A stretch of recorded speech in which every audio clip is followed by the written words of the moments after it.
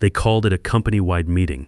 That's what showed up in my email anyway. Just another Thursday morning gathering in Atlas Defense Systems' main auditorium, complete with those uncomfortable fold-out chairs and the usual corporate nonsense. I'm Michael Carter, 53 years old, and I've been building security systems for this company since most of these people were still in high school. But the moment I walked through those double doors, I knew something was off. 2 professional cameras were mounted at the back, pointing straight at the stage. You know that feeling when you walk into a room and every conversation just stops? This was 10 times worse.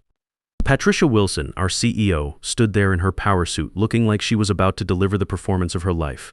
Patricia's always been a show-off, but this felt different, more final. I found my usual spot about halfway up the auditorium. Same section I'd been sitting in for the past 8 years since they moved me out of the basement lab and into these dog and pony shows. Around me, engineers and project managers filed in with their notebooks and tablets, most of them young enough to be my kids. Hell, my daughter Jessica probably understands their programming frameworks better than I do, and she's only 19. But they don't know what I know about keeping systems locked down tight. At 53, you start thinking about things differently, like how I've got maybe 12 years left before I can retire, assuming my 401 Kila doesn't tank again like it did in 2008. The mortgage still has 6 years to go at $3,200 a month, and that payment doesn't care how tired I am or how my back aches from sitting at a desk for 35 years. And Jessica's at Stanford now, studying engineering like her old man. That's $70,000 a year in tuition, room, and board. Money I promised my late wife Linda I'd never let Jessica worry about. Patricia tapped the microphone, and the room went dead quiet. After careful evaluation, she began, her voice carrying that rehearsed corporate tone that makes my skin crawl. We've determined that Michael Carter is no longer aligned with Atlas Defense's future direction. It took a full second for my name to register. The coffee in my stomach turned to battery acid. She wasn't even looking at me. She was performing for those cameras, for the board members watching the live stream, for the investors who'd been breathing down her neck about the upcoming $950 million merger with Pinnacle Capital. 35 years of work, 35 years of late nights, emergency calls at 2 a.m., systems that never failed on my watch. All reduced to one sentence delivered into a microphone for public consumption. The writing was on the wall when they started hiring all these 25-year-old hotshots with their computer science degrees and their talk about agile development and disruptive innovation. They looked at guys like me and saw dead weight. Expensive health insurance premiums, and someone who might actually remember when things were done right the first time. I sat there keeping my back straight and my face neutral. Around me, a few people started that awkward golf clap you do when you're not sure what's appropriate. Others stared at their phones, uncomfortable with the whole spectacle. I wasn't going to give Patricia the satisfaction of seeing me break down in front of 200 people. Here's what Patricia and her executive team didn't understand about the system I'd built for them over the past 15 years. It wasn't some off-the-shelf corporate security setup you could replace with a software package from Best Buy. I designed a 5-layer verification framework that protected every major contract Atlas signed, especially the government defense work, that kept this company profitable. Layer 1 handled basic authentication, usernames, passwords, the simple stuff any IT intern could manage. Layer 2 managed legal compliance, making sure every signature came from someone actually authorized to sign. Layer 3 verified financial authorization, checking that dollar amounts matched approved budgets. Layer 4 cross-referenced everything against federal contracting requirements. And Layer 5, my personal masterpiece, included quantum encrypted blockchain verification with biometric authentication that only I could authorize. I learned this approach during my 15 years at Raytheon, working on Navy contracts where one screw-up could cost millions or get people killed. When Atlas started landing government deals worth hundreds of millions, I made damn sure we had the same level of protection. Every contract, every merger document, every major agreement had to pass through all 5 layers. Remove any layer and the whole system would lock down until the issue got resolved. Patricia had no clue she'd just fired the one person who could complete her precious merger. After the meeting, I walked back to my desk like I was just grabbing my lunch. My workspace looked exactly the same, minus organized, methodical, everything in its place. The same Denver Broncos coffee mug I'd been using for 10 years. The same photo of my restored 1969 Dodge Charger from last year's car show. And right there on the corner sat a framed picture of Jessica at her Stanford orientation, holding up her engineering student ID with the biggest smile you've ever seen. That kid's brilliant with computers, way beyond anything I ever understood when I was her age. The photo reminded me why I'd worked so many weekends, why every emergency call in the middle of the night had been worth it. Linda always said Jessica got her brains from both of us, but her determination was all mine. Anthony Rodriguez, our head of security, appeared beside my desk. He's a solid guy. Someone I'd personally trained when he was just a junior analyst 10 years ago. Now he had the uncomfortable job of walking me out. "Michael, this is complete garbage," he said quietly, his voice barely audible over the hum of the office air conditioning. "They're making the biggest mistake in company history." I nodded and started packing my personal items into the cardboard box he'd brought. "Just do your job, Anthony. You've got a family to think about." Mortgage payments don't care about principles. We walked toward the exit together, past colleagues who suddenly found their keyboards absolutely fascinating. A few met my eyes with apologetic looks, but most avoided eye contact entirely. The sound of our footsteps echoed in the too quiet office space. At my age, you realize how few real friends you have at work. Most relationships are just professional convenience, people being polite because they have to see you every day. When the chips are down, everyone's got their own bills to worry about.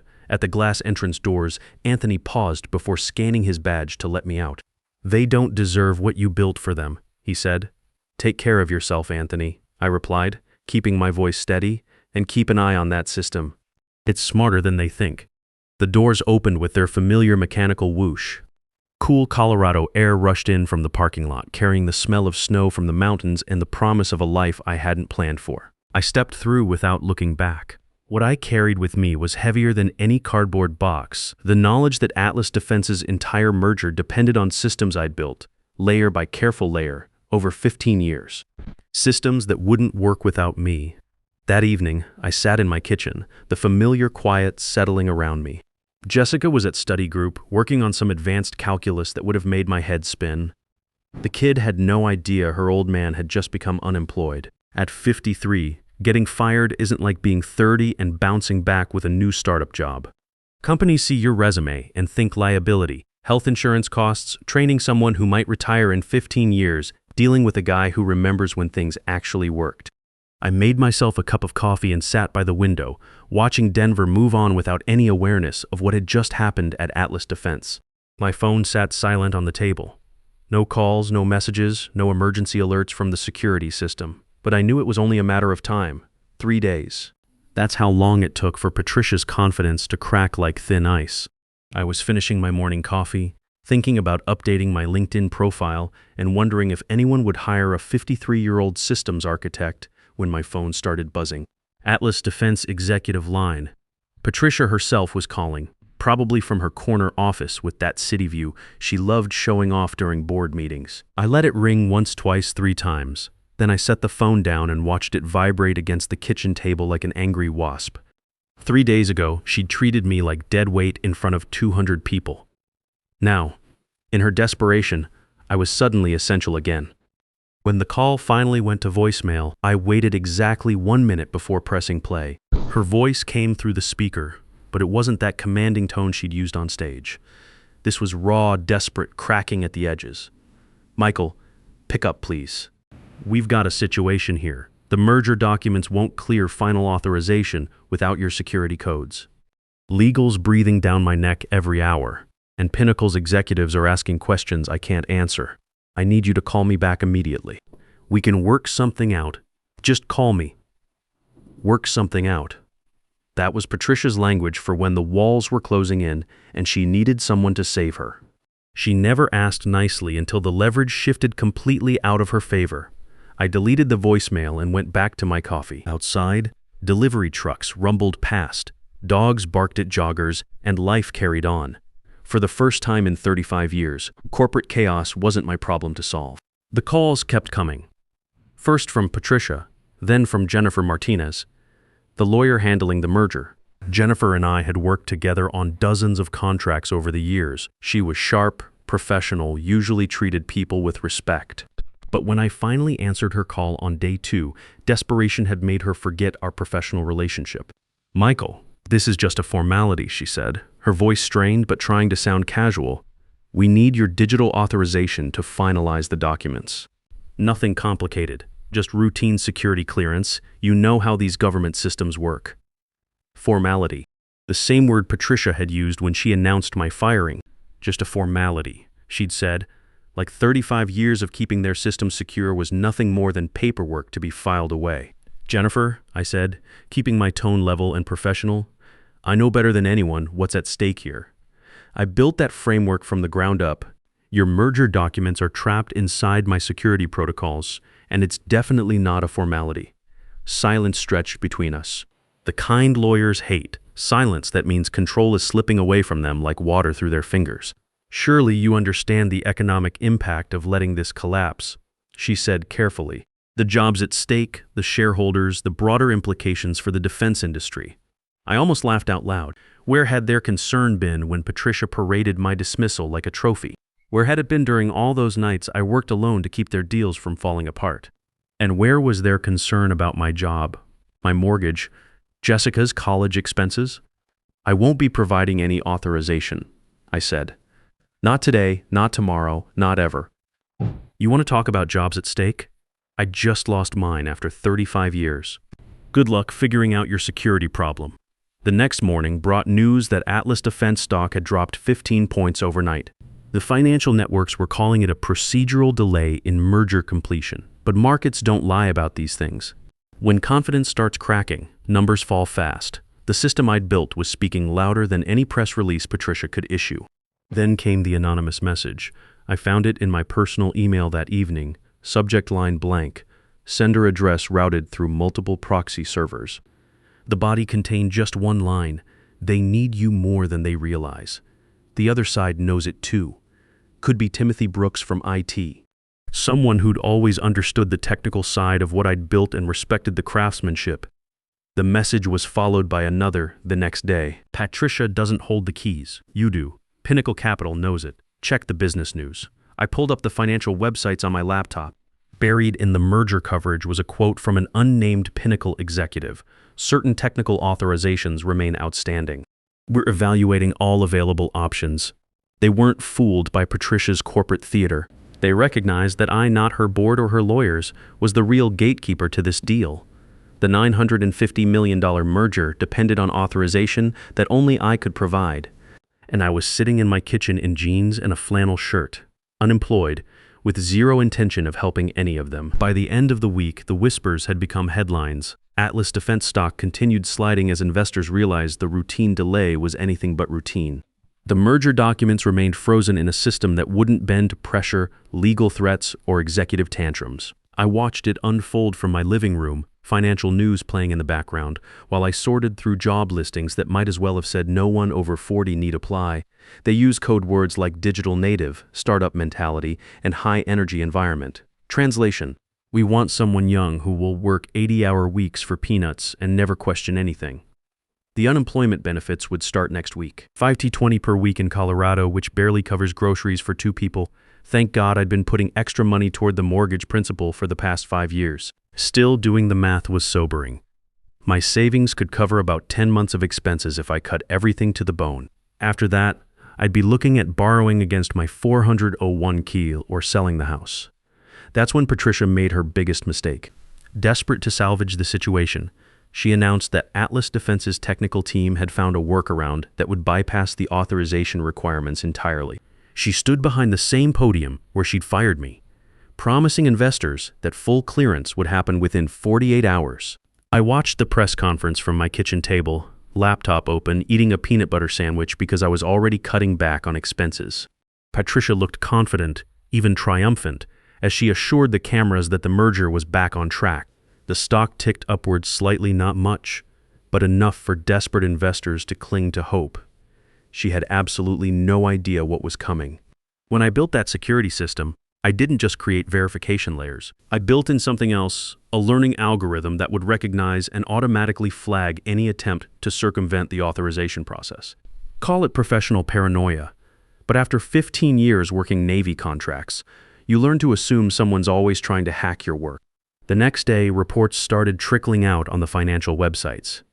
Atlas Defense's technical team had attempted to input their bypass codes into the merger platform. At first, everything seemed fine. Documents loaded normally, Systems appeared to accept the input. For a few hours, Patricia and her board probably celebrated, convinced they'd outsmarted the old guy's security measures. But then my fail-safe algorithm triggered. Every unauthorized signature attempt, every false credential, every backdoor entry was detected and flagged. The system didn't just reject the bypass attempt, it cascaded through every copy of the merger files, freezing them permanently and rendering all versions completely invalid. The entire contract, in every iteration and backup, was dead in the water.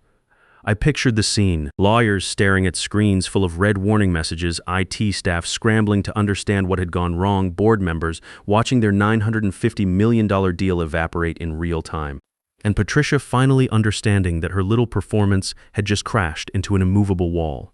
The stock didn't just drop, it plummeted, erasing the brief bump and then some. News outlets that had praised her innovative technical solution that morning pivoted sharply by evening, highlighting the complete collapse with merciless detail. My phone started buzzing with texts from former colleagues. "Michael, did you plan this?" one asked. "They're saying it's a security feature you built. Is that true?" I didn't respond. Let them figure it out themselves. That evening, my phone rang with a number I didn't recognize. New York area code, Pinnacle Capital's headquarters. Mr. Carter. The voice was calm, measured, nothing like the desperation I'd been hearing from Atlas Defense. "This is Christopher Bennett, COO at Pinnacle Capital." I waited, curious to hear what the other side had to say. "I'll be direct," he continued. "This merger cannot proceed without your authorization. Our technical team has confirmed that without your security clearance, the entire agreement is invalid. Our board has suspended all forward activities indefinitely." The honesty was refreshing. No threats, no manipulation, just recognition of reality. "They underestimated you," Bennett said quietly. "Atlas Defense, I mean, they treated you like overhead when you're actually the cornerstone of their entire operation. We've been watching this situation develop.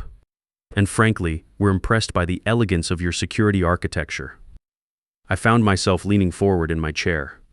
"What exactly are you saying, Mr. Bennett?" "I'm saying we recognize talent when we see it, and we recognize that Atlas Defense just made the biggest personnel mistake in corporate history. Without you and without your systems, this merger makes no sense for us." The conversation that followed changed everything. Bennett explained that Pinnacle had been evaluating not just Atlas Defense's financials, but their technical infrastructure. My security system was one of the main assets they'd wanted to acquire.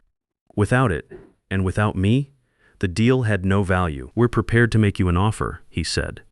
"Chief Technology Officer, $275,000 base salary, full benefits package, equity options, and a $30,000 signing bonus. You'd be building security systems for a company that actually understands their value." I sat there in my kitchen, unemployed for 2 weeks, looking at job listings that basically told me I was too old to matter, and here was a $275,000 offer to do exactly what I'd been doing, except for people who appreciated it. "There's one condition," Bennett added. "We need to know that the Atlas Defense situation is permanently resolved, that there's no chance of reconciliation or future complications." I thought about Patricia's desperate phone calls, about 35 years of being taken for granted, about being fired on camera like some kind of corporate entertainment. "Mr. Bennett," I said, "that bridge isn't just burned, it's ash." 2 days later, federal agents were executing search warrants at Atlas Defense's offices. It turned out the merger collapse had triggered something much bigger, a federal investigation into financial irregularities that my security system had been quietly flagging for months. The same system designed to protect legitimate contracts was now exposing illegitimate ones. Agent Rebecca Davis from the FBI Financial Crimes Division called me the next morning. Professional, direct, asking technical questions about the security framework and how it might have been compromised or manipulated. I met her at a downtown coffee shop.